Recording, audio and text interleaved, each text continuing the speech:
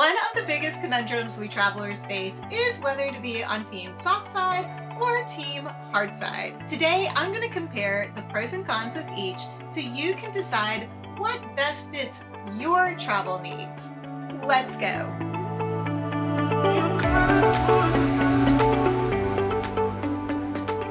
One of the first questions you might have is, which one do you use, Christy? And the answer is both. It really just depends on the travel situation because sometimes one makes more sense than the other. But we're going to dive into the details now and hopefully you'll discover which one will work best for you. First up, we have the hard-sided suitcases. These heavy-duty travelers are built to last and provide you with the ultimate protection, protecting your clothes, your shoes, and most importantly, your electronics. The hard outer shell is usually made from materials like polycarbonates or ABS plastics, helping keep your items safe and sound, no matter how rough the journey might get.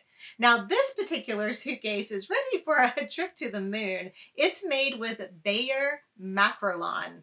And yeah, trying to say that fast. No matter what material the hard-sided suitcases are made from, they're almost all water resistant. So they are perfect for traveling to those wetter climates. If security is a concern of yours, then a hard-sided suitcase might be the way for you to go. Almost all hard-sided suitcases now come with some sort of built-in TSA-approved locking system, like the one on this Level 8 suitcase. One of the drawbacks to the hard-sided suitcases is its weight. The hard-sided suitcases can tend to be a little heavier than the soft-sided suitcases, so that means they might be more difficult to pull through the airport or to lift up over your head to get into the overhead bin, or to just pull along when you are at your destinations. And I'm looking at you, cobblestone streets. Plus, the rigid structure can make it a little more challenging to pack in a hard-sided suitcase because you don't get that little bit of expansion that you get in those soft-sided suitcases. If you are a luggage rack person,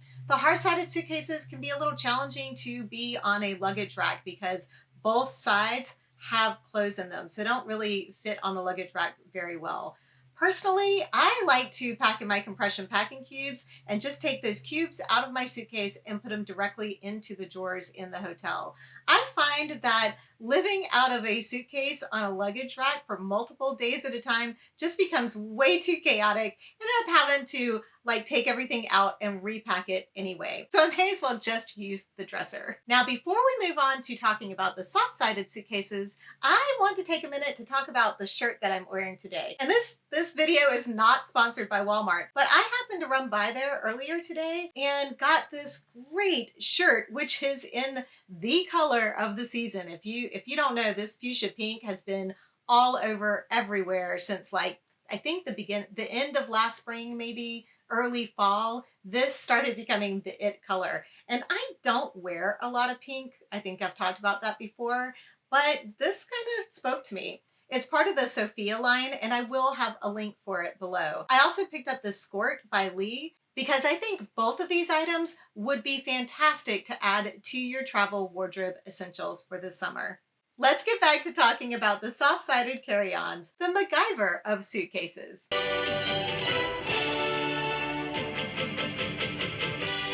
You guys know how I love to throw in a MacGyver reference. These bags might not have the same level of armor as the hard-sided ones do, but they make up for that with their flexibility and versatility.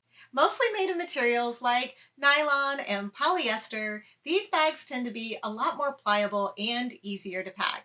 So if you are a notorious overpacker, or perhaps you have something odd shaped that you need to pack in your suitcase, then this could be the suitcase for you. And if you are a luggage rack user, the soft-sided suitcases are far easier to use on a luggage rack in a hotel room.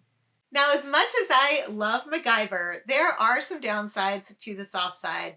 The main one being the vulnerability of the material it's made of itself. If the bag gets bumped or scratched, it's likely to be damaged. And if you have breakables packed inside of the soft side and the bag gets dropped, well, your breakables are probably going to be broken. Also, Mostly the material is not water resistant. So if for some reason your bag gets stuck in a downpour, everything inside of it could end up getting wet. Lastly, these bags are way less secure because you could just cut into them with a knife, even if you have invested in a TSA lock to put around the zipper. Hey y'all, it's Editing Christy here. I wanted to let you know that I've included a link below in the description to a website that has put together a list of all of the world's airlines' baggage requirements or restrictions, however you want to look at it, for both carry-on and personal item luggage. If you are flying this year, I would take a second to check that list out and make sure that the luggage that you are purchasing or planning to use for your trip meets those requirements, especially the weight requirements. Those have changed actually quite a bit over the past few years.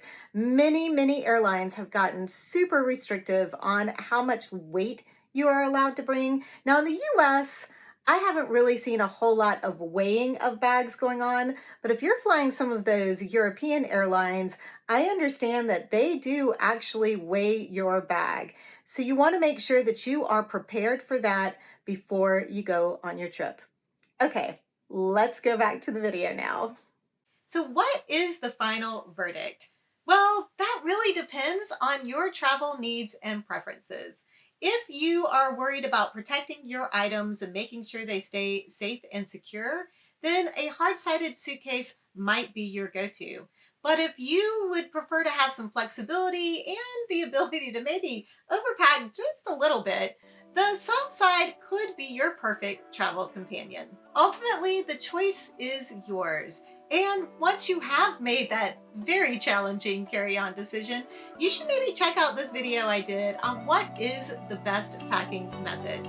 I hope you guys have an amazing day, and I look forward to seeing you in the next video.